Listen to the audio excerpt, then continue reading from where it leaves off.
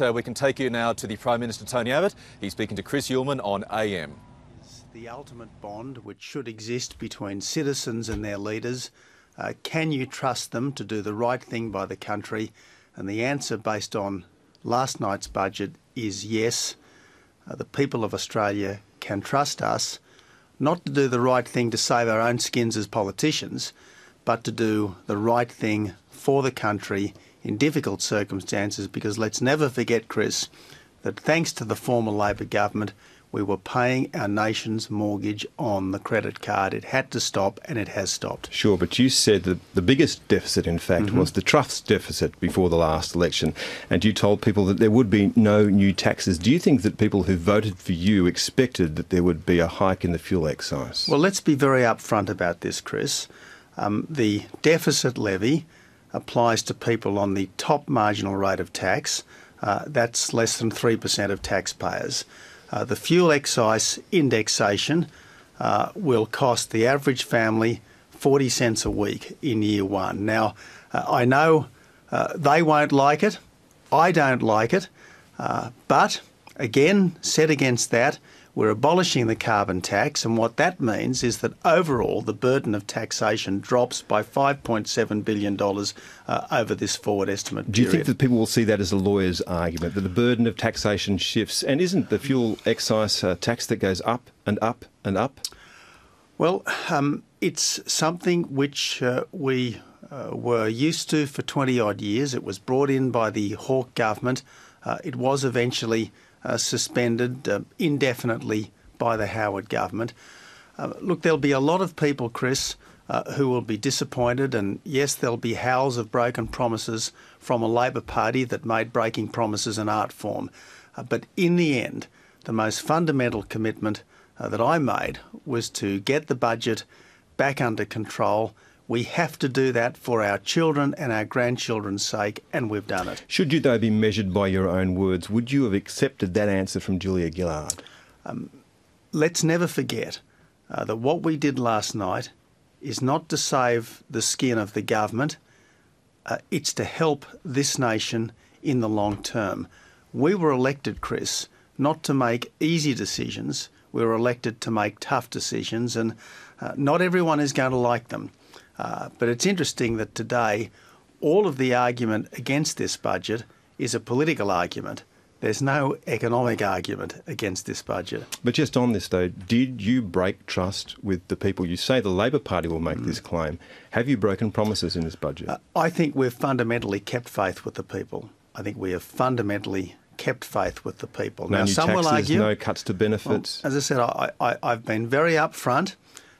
The deficit levy will hit the top 3% of taxpayers, and the fuel excise indexation will cost the average family 40 cents a week in year one. Now, I accept that. I absolutely accept that these are things that people won't like, but set against that, the carbon tax goes. That's $550 a year benefit for the average household, and the overall tax burden as a result of this government's decisions is down by $5.7 billion. If you're on a fixed income, do you understand that putting up charges for doctors, for example, by making them pay $7 to go to the doctor, is going to be something that some people will actually find hard to bear? I absolutely accept that, Chris. I absolutely accept this. And that's why in this budget, people like me will pay $6,500 a year more in tax. People like me will get a pay freeze, and politicians will lose the infamous gold card, the gold pass that flew retired government ministers to Airlie Beach and elsewhere on holidays. So that all goes because we've got to be in this together. It's got to be fair, and I believe this is a fundamentally fair budget. And someone on Newstart who may have to wait 6 months to get it has $36 a day and may have to make a decision about whether or not they go to the doctor. I don't think they worry too much about whether or not a politician's got a gold card. Well, but the interesting thing is that what we are determined to ensure is that our kids get the best possible start in life, and if you are a young person, you should be earning or learning. And as a result of these changes that we have made, it's much easier to learn. Much easier to learn with our $20,000 trade support loans, our HEX-type $20,000 trade support loans, and fee help, or HEX as we used to call it, is now available not just for degree courses, but for all courses that are offered by approved higher education institutions. What do you do if you're 27 years old, lose your job and can't get another one for 6 months and can't get payments in the meantime? Well, if you have a work history, you won't have to wait the full 6 months. But if you are a young person and you lose your job, you should be learning if you're not earning. And look, this is, frankly, the most compassionate thing we can do for our young people, is ensure that if they're not earning, they're learning. Even the business that's what's community going saying to secure. This one's tough. Well, it's right, because we want to change the mindset and the culture of our young people, and I think that's a good thing to do, not a bad thing to do. Now, you said you'd match education spending for dollar, and you're taking $30 billion out of funding to the states over a decade. You're also taking $50 billion out of hospitals over a decade. Mike Baird this morning, the Premier of New South Wales, says this is a massive cost-shifting exercise. Well, we think that the states should take more responsibility for their public hospitals and for their public schools, and we make no apologies for wanting the states to be grown-up adult governments that take responsibility for the programs that are theirs, for the institutions that they run. They should be grown-up adult governments, just as the Commonwealth should be a grown-up adult government, and I hope that we made a giant step forward to being grown-up adult governments last night. And where will they get the cash from? Do you need to lift the rate of the GST?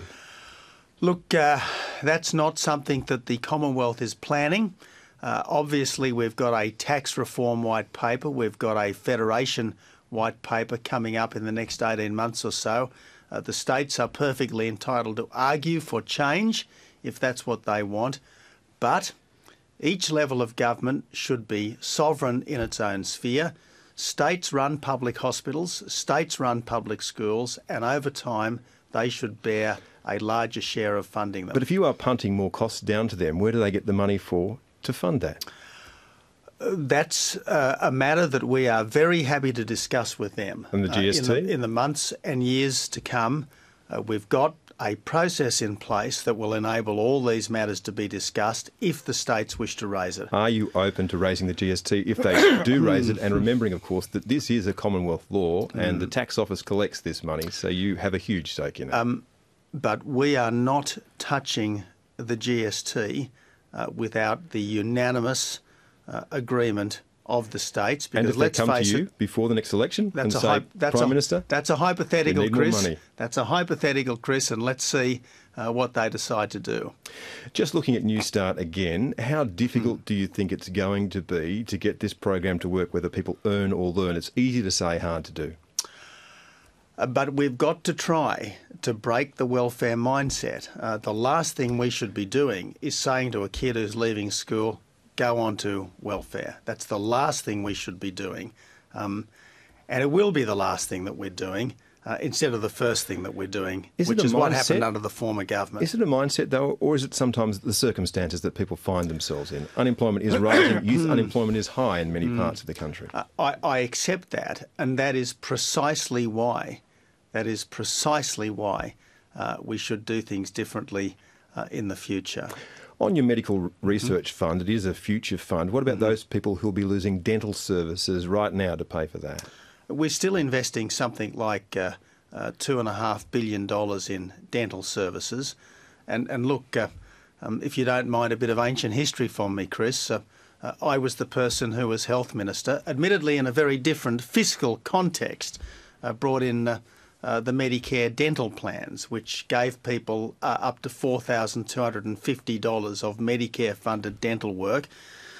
Of course, the former Labor government hated anything that smacked of the private profession doing people with support from Medicare. They much preferred, dare I say it, socialised medicine, so it went. We are continuing to support dentistry to the tune of some $2.5 billion under this budget. You were a minister in the Howard government. Were those years too profligate in hindsight? You're unwinding many of those programs. Well, the interesting thing, Chris, is that the Howard government brought down a very tough budget in 1996. And what that budget did, it established the economic credibility and the political toughness of that government. It set that government up for 11 pretty good years, which now seem like a lost golden era of prosperity. If we are going to recover that golden age of prosperity, we've got to make some tough decisions now, and that's what this government has done. Sure. Finally this morning, though, you've said many times you don't apologise for things. Do you think you should apologise for those promises that you had to break in order, in your mind, to fix this budget? Well, I will let the Australian people pass judgment, and it's not for me to pass judgment on myself. It's for me to give the best possible account that I can of what the government has done. People like yourself, Chris, will pass judgment. The Labor Party will be squawking all day in the Parliament, all complaint and no solutions, as you'd expect from the people who put us in this position. I will let the Australian people pass their judgment at the next election, and I know that what they want is a government that isn't worried about its own political welfare, but is worried about their long-term economic welfare. Prime Minister Tony Abbott, thank you. Thank you, Chris.